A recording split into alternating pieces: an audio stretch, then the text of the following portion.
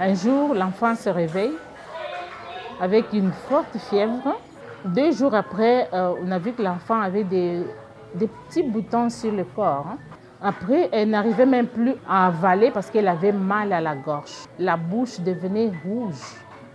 Et c'est comme ça qu'on l'avait amenée à l'hôpital. Et là, le médecin, directement, il avait constaté que ça devrait être la rougeole. Quand on soit parti à l'hôpital, là, je me sentais pas bien. J'avais sorti avec les boutons dans les mains. Ça m'avait fait mal à la tête. Je ne voulais pas mourir. Il était vacciné Kenan, mais malheureusement, lui, quand il a reçu le vaccin, il était déjà atteint. Chez lui, c'était même pire que chez l'autre.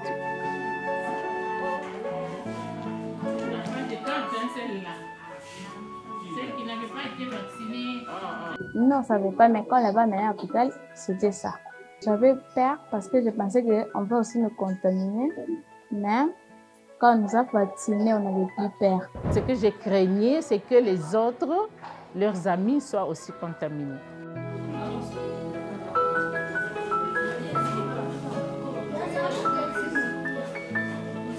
Nous nous sommes rendus compte que tous, dans l'ensemble, n'avaient jamais été vaccinés.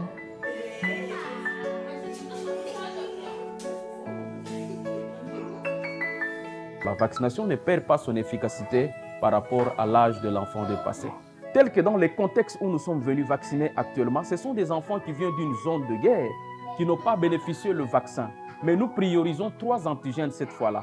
Nous donnons à l'enfant le Penta, le VPI et le VAR. Donc la récupération de ces enfants, tels que les cas d'essai que nous venons de faire, concerne ces 3 antigènes. Et les autres antigènes, ils ne vont plus le bénéficier parce que l'âge est déjà dépassé.